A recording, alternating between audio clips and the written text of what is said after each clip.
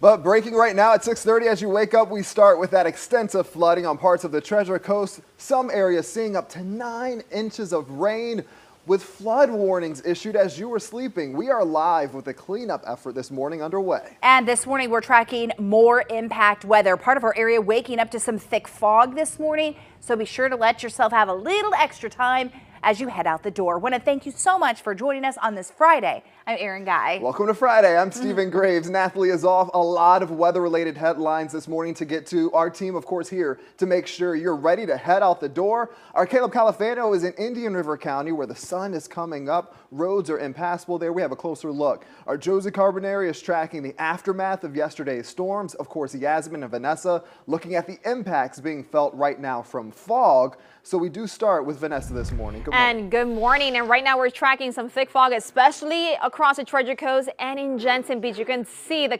camera is very cloudy out there and those low-level clouds impacting Jensen Beach and even parts of Port St. Lucie. You can see those cloudy conditions, the low-level clouds right along the horizon. Even further down south in Boca Raton, things are slowly improving. I am tracking some fog mainly west of the Turnpike area in southern Palm Beach County and even in Indiantown right along the Beeline Highway. I'm not tracking fog in downtown West Palm. And it's all because of those winds. Winds are very calm, less than 8 miles per hour out of the west and southwest. That's why we're seeing that fog developing near Okeechobee and tracking towards the south into inland areas of Palm Beach County. Besides the fog, I am tracking drier conditions across the Treasure Coast and the Palm Beaches. It was a very wet night. Overnight, I was tracking some flood warnings out there, but things are looking much better. Your 12-hour forecast impact weather because of the fog at least until sunrise, and those temperatures will stay in the 70s and climbing into the 80s, and we'll see more sunshine in the forecast. Meanwhile, I am going to be tracking some changes over the weekend, and we're keeping a close eye on potential tropical cyclone 22, soon to be a tropical storm system later on today or tomorrow. The latest track coming up in about 10 to 15 minutes. Looking forward to that, Vanessa. Thank you. Well, on the Treasure Coast, in those areas that Vanessa mentioned, Port St. Lucie, Jensen Beach, you all are dealing with those impacts from the fog. But in Vero Beach, on the highways, everything looks good if you are traveling locally in Indian River County. But in the Fellsmere area, our Caleb Califano is going to let you know exactly what he's seeing with some of the impact from the flooding. Heading back to the fog here just west of the highways and in Belle Glade, Indiantown Road. Please be careful and be sure to use your headlights as you're driving, maybe allot some more braking distance as you are on the roads. And let me take you outside for a live look at the roads down here in South County, I-95 near Linton Boulevard, checking in clear. Erin?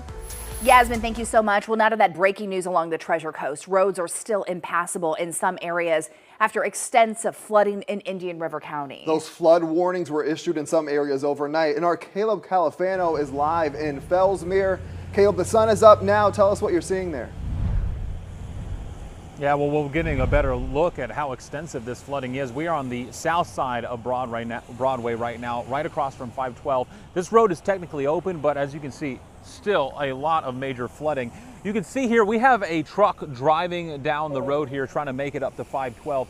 That's kind of just a picture of how deep this water is. And you may see a pattern here. Almost everything that's driving through these flooded roads are all trucks or vehicles that are a little higher off the ground. We have seen one low-lying vehicle, and let me tell you, they were pretty excited that they actually made it through. So if you have something like that, you probably won't this morning. You're going to have to wait for the waters to recede before you try to attempt anything here. North Broadway on the other side of the street still closed. We know North Cypress closed as well, some other roads around this area, but still you can see the extensive flooding from the overnight rain, and it still hasn't gone down. They say it was a little worse last night, but still extensive flooding here. And if you have a low-lying vehicle, this is not an area you want to drive in. You will stall out, and we know there's around 5 to 6 dead cars on the other side of the road because someone tried to make it through, and of course they couldn't. As the sun further comes up, we'll get a better picture of what this looks like, and we'll continue to keep you guys updated. For now, we're live in Fellsmere. Caleb Califano, WPBF 25 News.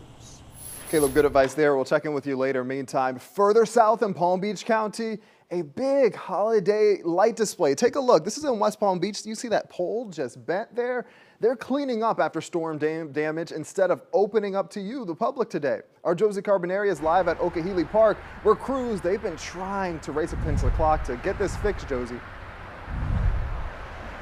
They sure have, Stephen, and many of those light displays, they have been repaired, but there's also a lot that needs to be completely replaced, that were damaged extensively. And so that's why organizers say that the holiday light show has been pushed back until tomorrow. It was supposed to begin this evening here at Okehele Park in West Palm Beach, and the high winds we saw yesterday damaged much of those lights. Many of the displays were bent, flattened, and tossed around the park.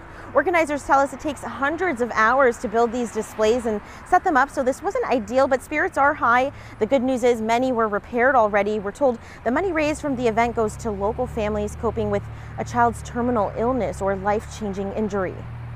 I don't think there's any other job I would push through some of the struggles that we go through with this if it wasn't for helping other people.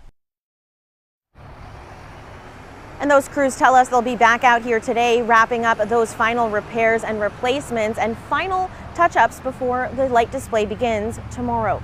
Reporting live from West Palm Beach, I'm Josie Carbonari, WPBF 25 News.